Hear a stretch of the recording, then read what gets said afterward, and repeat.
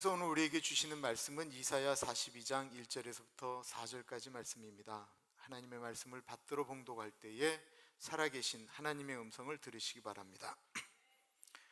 내가 붙드는 나의 종, 내 마음에 기뻐하는 자, 곧 내가 택한 사람을 보라. 내가 나의 영을 그에게 주었은즉 그가 이방의 정의를 베풀리라. 그는 외치지 아니하며 목소리를 높이지 아니하며 그 소리를 거리에 들리게 하지 아니하며 상한 갈대를 꺾지 아니하며 꺼져가는 등불을 끄지 아니하고 진실로 정의를 시행할 것이며 그는 쇠하지 아니하며 낙담하지 아니하고 세상에 정의를 세우기를 이르리니 섬들이 그 교훈을 앙망하리라. 아멘. 예수님을 따라가는 삶이 쉬울까요? 결코 쉽지 않습니다. 예수님을 따라가는 길은 쉬운 길이 아닙니다. 그러나 그 길은 옳은 길입니다. 예수님을 따라가는 삶은 결코 지름길이 아닙니다. 예수님을 따라 살면 직장에서 고속 승진할 수도 있지만 직장을 그만둘 수도 있습니다. 그래서 예수님을 따라 사는 삶은 지름길은 아닐지라도 바른 길입니다. 예수님을 따라 사는 삶을 가리켜 우리는 보통 제자의 삶이라고 말을 합니다. 이 제자의 삶은 우리의 주인이 되시는 하나님의 뜻을 따라 살아가는 삶을 말하는 것이지요. 우리는 주인의 뜻대로 살아가는 삶, 주인의 명령대로 살아가는 사람을 가리켜 종이라고 말을 합니다. 오늘 본문은 보통 이사야에 나오는 종의 노래로 지칭을 합니다. 이사야 42장, 49장, 50장, 51장에는 네 편의 종의 노래가 나옵니다. 종의 노래라고 하는 것은 우리나라 말로 하면 하나님의 종, 머슴이 부르는 노래다라고 하는 것입니다. 그 종을 선택한 분은 하나님이셨습니다. 1절을 보십시오. 내가 붙드는 나의 종, 내 마음에 기뻐하는 자, 곧 내가 택한 사람을 보라. 내가 나의 영을 그에게 주었은즉 그가 이방에 정의를 베풀리라. 하나님이 선택한 그 종은 하나님이 택하시고 기뻐하셨다라고 말하고 있습니다. 그리고 하나님께서 선택한 그 종이 하나님의 뜻대로 움직일 수 있도록 하나님의 영, 성령님을 주셨다라고 말씀하고 있습니다. 그리고 하나님이 그 종을 선택한 이유를 말씀하고 있습니다. 그것은 이방 나라에 정의를 베풀기 위해서 달하는 것입니다. 오늘 본문에는 정의라는 말이 3번 나옵니다. 그렇다면 정의가 무엇이지요? 국어사전에 정의를 이렇게 설명하고 있습니다. 정의는 사회를 구성하고 유지하기 위해 사회 구성원들이 공정하고 올바른 상태를 추구해야 한다는 가치로 대부분 법이 포함하는 이념이다. 정의라고 하는 것은 국민들이 보편적으로 생각할 때 이것이 옳다라고 이야기하는 상식적인 것이고 그것이 또한 그 나라의 법이다라는 것입니다. 그러면 이사야 시대에, 오늘 우리가 읽었던 본문에 나오는 이사야 시대의 정의는 무엇이었을까요? 당시 어떤 사람이 어떤 사람의 눈 한쪽을 다치게 했으면 어떻게 해야 되죠? 한쪽 눈을 다치게 하는 것이, 이것이 바로 정의입니다. 이를 부러뜨렸으면 어떻게 하죠? 이를 부러뜨리는 것이 정의입니다. 무시무시한 것 같은 정의로움인데 어떻게 보면 상당히 너그러운 법입니다. 왜냐하면 사람을 알기 때문에 그렇습니다. 사람이 얼마나 악합니까? 사람이 눈 하나 다치게 되면 한 눈만 다치게 할까요? 두 눈을 다치게 할까요? 이 하나 부러뜨리면 상대방의 이 하나만 부러뜨리려고 할까요? 다 부러뜨리려고 할까요? 사람이 마음으로 보복하려고 할 때는 2배로 혹은 3배로, 성경에는 7배로 보복하는 이야기가 나옵니다.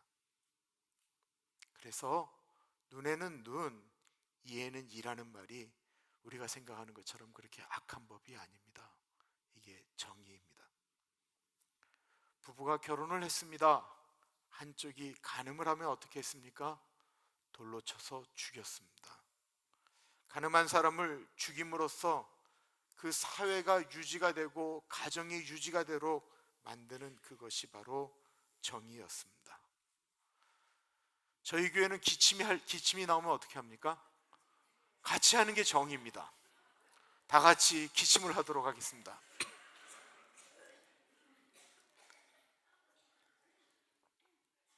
사탕도 드시고요. 이게 정의인 거예요. 그게 그 교회를 끌고 가는 정의예요. 우리는 한 명이 기침하면 다 같이 기침을 한다. 그렇다고 한다면 하나님이 세운 종을 통해 하나님께서 세우시려고 했던 정의는 사회적인 정의와 다른 것일까요? 다르지 않았습니다. 2절을 보겠습니다. 그는 외치지 아니하며 목소리를 높이지 아니하며 그 소리를 거리에 들리게 하지 아니하며. 2절에 보시면 소리와 관련된 단어들이 나오지요. 외침, 목소리, 들리다 라고 하는 단어입니다. 정의를 외치려면 소리를 질러야 합니다. 그런데 하나님의 종이 외치는 정의는 들리지 않는다라는 것입니다. 2절에 보시면 외치지 않고 목소리를 높이지 아니하고 그 소리를 거리에 들리지 않게 하며 라고 말하고 있습니다. 요한복음 8장에 보면 간음하다가 잡힌 여인의 이야기가 나오지요. 간음한 여인을 끌고 온 사람들이 소리를 지릅니다. 이런 여자는 빨리 돌로 쳐서 죽여버려야 이 사회가 바로 서고 가정이 바로 섭니다. 이래야 정의가 섭니다. 그리고 한 손에는 돌을 든 나이 드신 분들부터 어린 아이들까지 죽여라, 죽여라 소리로 외칩니다. 죽여라 외치는 그 소리는 그들에게 있어서 정의였습니다. 정의를 외치며 사람들은 돌을 들고 있습니다. 그때 그 분위기가 어땠을까요? 정의가 흐르고 있었을까요? 정말 정의가, 법이 번듯하게 쓰고 있었을까요? 우리가 느낌만 봐도 너무 살벌하지 않습니까? 정의는 참 좋은 것인데 정의를 외치는 그곳이 너무나도 살벌하다라는 것입니다. 모든 혁명이 일어날 때마다 외쳤던 이야기가 있는데 그는 정의였습니다. 볼세비키 혁명이 일어날 때도 그들이 얘기했던 건 사회 정의였습니다. 오늘날도 어떠한 혁명, 어떠한 운동, 그 모든 것들이 이야기하는 것은 정의입니다. 그리고 정의 사회를 구현한다라고 이야기했는데 어쩔 때는 수많은 사람들을 죽였다라는 것입니다. 서두에 세상에 정의롭다라고 하는 것을 예수님이 틀렸다라고 말씀하신 적은 없으신데 예수님은 세상의 정의에 한 가지 방법을 더 붙이셨습니다. 혹시 에어컨을 조금만 틀어주시겠어요? 좀 더우신 것 같은데. 그것이 무엇일까요? 사랑이었습니다. 예수님이 간음한 여인에게 또 간음하라고 말씀하셨나요? 예수님은 사랑을 가지고 말씀하셨습니다.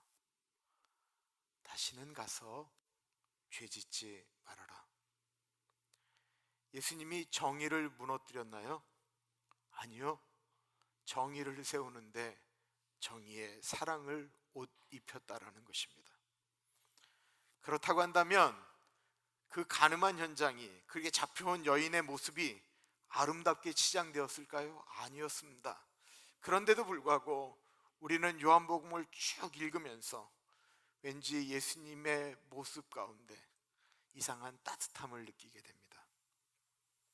어쩔 때는 너무 부끄럽게도 우리가 그 돌을 든 사람처럼 느껴집니다. 죄 없는 자가 뭘 먼저 돌로 치라고 할 때는 우리가 돌을 든 사람처럼 느껴지고, 어쩔 때는 우리가 가늠한 여인처럼 느껴지기도 합니다. 그리고 그런 우리를 바라보시는 예수님의 따뜻함을 느끼곤 합니다. 사랑을 가진 종의 모습은 어떤 모습일까요? 3절입니다. 상한 갈대를 꺾지 아니하며 꺼져가는 등불을 끄지 아니하고 진실로 정의를 시행할 것이며. 이사야에 나오는 똑같은 말씀이 신약에 인용됩니다. 마태복음 12장 말씀인데요, 그 말씀이 인용되는 배경이 있습니다. 예수님께서 어느 날 손이 완전히 말라버린, 손이 말랐다라고 하는 건 피가 통하지 않아서 이제 움직이지를 못하는 거예요. 그런 사람을 만나게 되었습니다. 손을 쓰지 못하는 남자를 어느 여자가 결혼하려고 하겠습니까? 어느 직장에서 그 옛날 이 손이 말라서 쓰지 못하는 사람을 직장에서 데려다가 쓰겠습니까? 이분에게는 사회 정의라고 하는 건 없습니다. 이분은 그냥 자신이 불쌍한 존재로만 여겨질 겁니다. 죄송하지만 이런 분들에게는 아픈 상처 같은 것들이 있습니다. 그래서 다른 사람들과 잘 어울리지 못합니다. 다른 사람들은 그런 의도로 이야기하지 않았는데도 불구하고 기분 나빠하고 왜 내 이야기하느냐라고 이야기할 수 있습니다.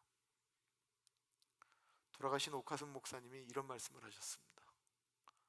오카는 목사님이 이렇게 예배 끝나고 나오는데 왜 목사가 내 베개 밑에다가 도청기를 장치했느냐라고 얘기하셨대요.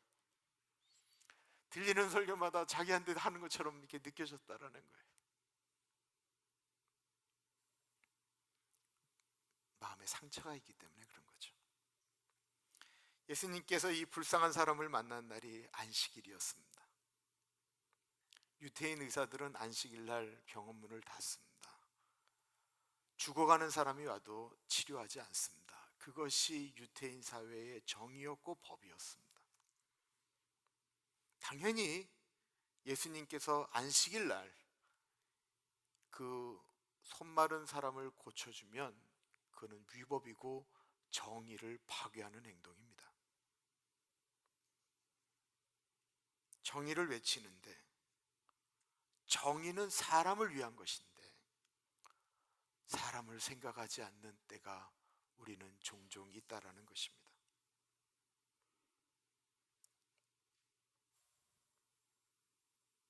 예수님께서 바리새인들에게 묻습니다. 안식일에 병자를 고치지 않는 것이 법이라고 하는데 그 법을 지키는 것이 정의인가? 아니면 병자를 고쳐주는 것이 정의인가? 바리새인들은 종교적 정의를 외칩니다. 안식일에는 노동하지 말랬다라는 것입니다. 예수님이 바리새인들에게 물은 질문을 여러분들에게 던지겠습니다. 주일날 선을 행하는 것과 악을 행하는 것 중에 옳은 것이 옳은가라고 하는 것입니다. 예수님이 더 아프게 질문합니다. 너희는 너희의 양이 안식일날 우물에 빠져 있으면 그 양 건져내지 않느냐? 라고 질문하고 있습니다. 그러자 이들이 침묵하였습니다. 예수님이 말씀하십니다. 손을 내밀라. 그러자 그 손 마른 자가 손을 내민즉 즉시 나음을 받게 되었습니다. 이 마태가 그 장면을 보면서 이사야 42장에 나와 있는 오늘 말씀을 기억한 거예요. 그리고는 이렇게 기억해 말씀을 해요. 그 모습을 보면서 상한 갈대를 꺾지 않고 꺼져가는 등불을 끄지 않는 그 상한 이 손이 마른 사람의 모습이 마태가 보기에는 상한 갈대와 같고 꺼져가는 등불과 같았다라는 것입니다. 그런데요, 요 손 마른 자가 나온 다음에 나오는 다음 말이 이렇습니다. 이에 그 사람에게 이르시되 손을 내밀라 하시니 그가 내밀매 다른 손과 같이 회복되어 성하더라. 바리새인들이 나가서 어떻게 하여 예수를 죽일까 의논하거늘. 바리새인들의 정의는 예수님이 불쌍한 사람을 고쳤는데 죽이겠다라는 것입니다. 사회의 많은 정의가 내가 생각하는 것과 다르면 틀렸다라고 말하는 것이 정의다라는 것입니다. 심지어는 나와 틀리면 없어져야 된다라고 말하는 것입니다. 예수님의 정의는 자신이 죽어도 사람을 사랑하겠다라는 것이었습니다. 내가 죽어도 사람을 살리겠다. 어떤 것이 과연 정의입니까? 우리 중에 상한 갈대와 같고 꺼져가는 등불과 같이 않은 분들이 어디 있습니까? 완전하다라고 말할 수 있는 분들이 어디 있나요? 나이가 들면 두렵고, 병들면 두렵고, 싸우면 어렵고, 경제적으로 힘들어지면 고통하는 것이 우리들 아닙니까? 그래서 안 그러려고 하는데도 불구하고 그런 순간이 오면 때때마다 일어나는 그 완악함 때문에 종종 죄를 질 수밖에 없는 우리들입니다.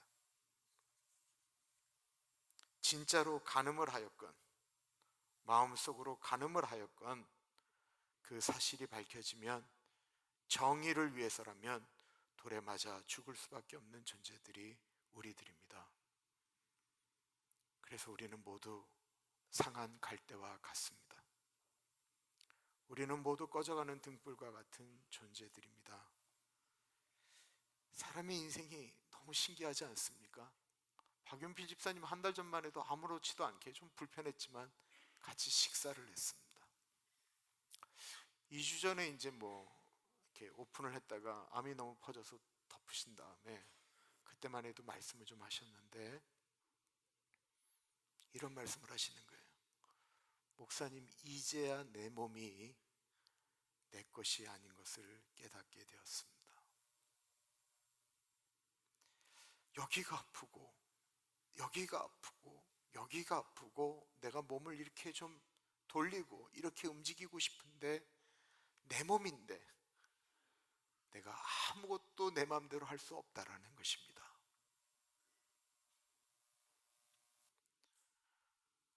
그렇게 말씀하신 것이 불과 2주 전인데 지금은 살이 다 빠져버리셨습니다. 누구에게도 보여주고 싶지 않을 만큼 살이 다 빠져버리고 말았습니다.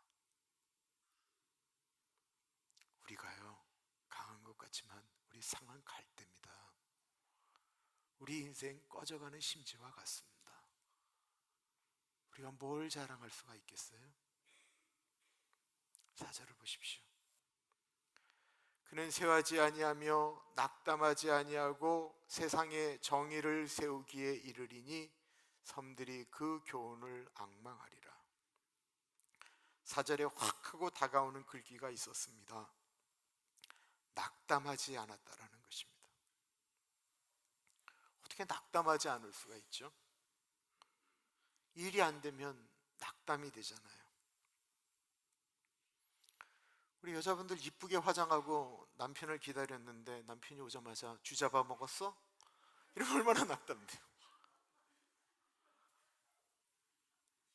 기껏 그냥 주일날 음식 준비했는데 그냥 짜네, 싱겁네, 오늘 좀 거시기 하네 이러면 얼마나 낙담되세요. 낙담받으려면 예수님처럼 낙담받을 분이 어디 있겠어요? 예수님 누가 배반했어요? 제자가 배반했어요. 예수님 누가 도망갔어요? 예수님 제자들이 도망갔어요.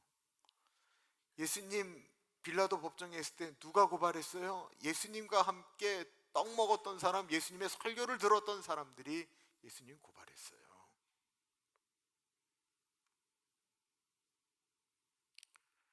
그런데 그는 낙담하지 않았다라고 말씀하고 있습니다. 이스라엘의 광야 생활을 아주 재미있게 표현한 분이 계셨습니다. 200만 명이 그 광야 생활을 했잖아요. 그러다가 이렇게 구름이 탁 떠올라가면, 구름이 움직이기 시작하면 움직이라는 표시인 줄 알고 그때부터 움직이는 거예요.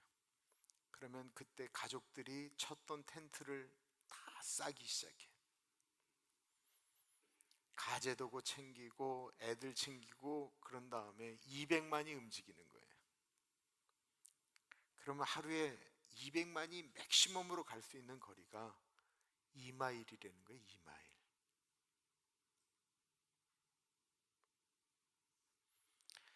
그 2마일을 밖에 가지 못하는 이스라엘 민족이 40년 동안 광야에서 그렇게 살았거든요. 불평하고 이집트로 돌아가겠다라고 그러고, 만나 내리면 우리가 뭐 만나만 먹어야 되는 존재들이냐, 부추도 먹어야지, 고기도 먹어야지, 하여튼 얼마나 불평하고 불만하고, 심지어는 모세 죽이겠다고 달려들고 그랬습니다. 하루에 2마일씩 가는 사람들이. 1977년 9월 5일 태양계를 탐사하기 위해서 미 우주항공연구소에서는 무인 탐사선 보이저 1호를 쏘아 올립니다. 지금으로부터 41년 전의 일입니다. 그 보이저 1호가 2호와 함께 지금도 날아가고 있습니다. 하루에 몇만 마일씩 가냐면 4만 마일씩 날아갑니다. 엄청나게 가는 거죠. 하루에 4만 마일씩을 그냥 달려가는 거예요. 몇 년 동안? 41년 동안 날아갔습니다. 근데 41년 동안 하루에 4만 마일씩 달려갔는데, 지금 그 보이저가 1호가 있는 데서 여기 지구까지 빛이 날아오면 17시간 걸린다고 합니다. 태양계를 벗어났다고 합니다. 태양계를 벗어나서 또 다른 행성을 만나기까지 몇 년이 걸리냐면, 앞으로 300년을 날아가면 또 다른 행성을 볼 수가 있다고 합니다. 하루에 4만 마일씩 300년을 더 날아가면 그때서야 행성을 하나 발견하게 된다라는 거예요. 그런 우주를 만드신 하나님이 하늘 끝에서도 여기서부터 빛의 소득으로 오는 것이 아니고, 여기 갔다 저기 갔다 마음대로 움직이시는 그 하나님 아버지가 하루에 2마일씩 가는 그 민족이 불평, 불만, 돌아가겠다라고 하는 온갖 소리를 다 40년 동안 들으시면서 그 속도에 맞춰서 같이 가주셨다라는 것입니다. 그 속도에 맞춰서 구름 기둥을 옮겨주시고, 그 속도에 맞춰서 구름 기둥이 멈춰주셨다라는 것입니다.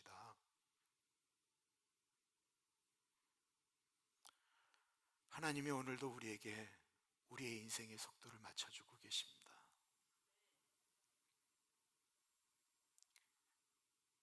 하나님이 우리가 힘들어 하시면 하나님도 같이 속도를 늦추시고 그 힘듦 같이 다 받아주고 계시는 거예요.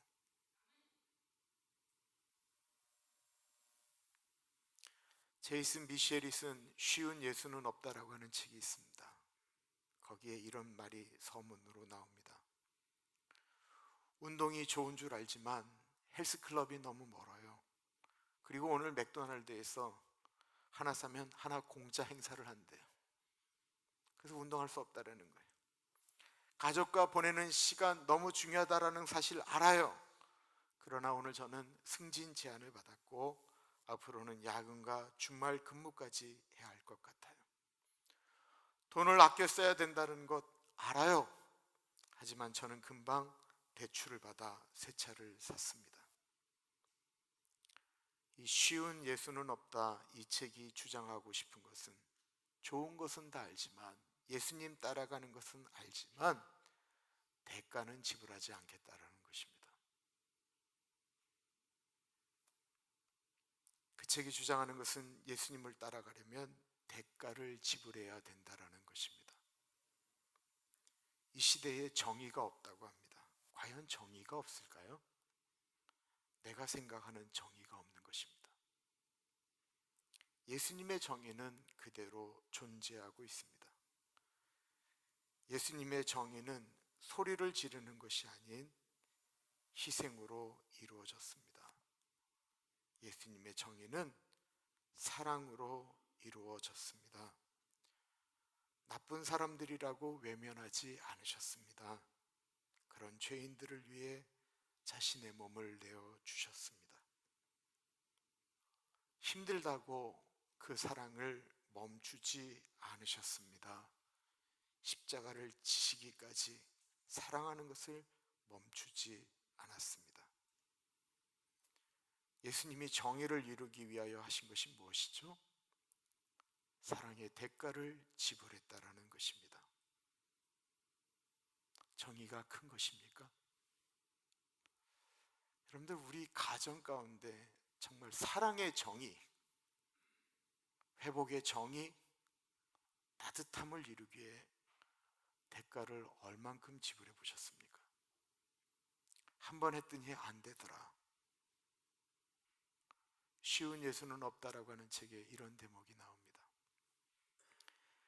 내 사무실 책꽂이에는 예수 그리스도 안에서 풍성하고도 충만한 삶을 절박하게 찾은 한 남자의 이야기가 담긴 14권의 노트가 꽂혀 있다. 노트 가득 오랫동안 많은 일을 겪으며 느낀 내 감정이 고스란히 담겨 있다. 어떤 글은 깔끔하다. 그것들은 좋은 시절에 쓴 글이다. 하지만 시련과 의심, 실패를 묘사한 글은 마치 하나님도 알아보지 못하게 하려는 듯 정신없이 휘갈려져 있다. 글 하나하나가 내 마음의 상태를 그대로 보여준다. 엊그제 오랜만에 이 노트들을 꺼내 뒤적였다. 그 가운데 어두운 순간을 묘사한 글 몇 개를 소개한다. 그 어느 때보다 심하게 싸웠다. 오늘 나는 거짓말을 했다. 사랑하고 싶지 않다. 금식을 선언한 지 얼마 되지도 않아 벌써부터 몰래 먹을 생각을 하고 있다. 내 영혼이 메말라 있다. 사람들이 지긋지긋하다. 이제는 주는 것도 지긋지긋하다. 하지만 이런 글 사이사이 회복의 경험이 양념처럼 흩어져 있다. 하나님, 내 안에 할 수 있다는 용기를 불어넣어 주십시오. 오늘 은혜를 다시금 떠올랐다. 이젠 살 것 같다. 이 글을 쓴 제이슨 미셸은 목사님이십니다. 14년 동안 하나님은 이 목사님의 갈등에 속도를 맞추며 어쩔 때는 2마일, 어쩔 때는 10m, 어쩔 때는 3마일 같이 움직였습니다. 우리의 신앙생활 결코 쉬운 것이 아닙니다. 바르게 살아가겠다라고 하는 것 더욱 쉽지 않습니다. 그러나 예수님 붙들고 우린 노력하는 것입니다. 입을 다물고 어려운 사람들을 위해 주머니 열고 그리고 낙담해도 다시 일어난다면 세상을 바꾸지는 못해도 우리 주변만큼은 예수님의 정의로 바뀌게 될 것입니다. 그 일이 우리 사랑하는 교우들의 삶 가운데 일어나기를 축원합니다. 기도하겠습니다.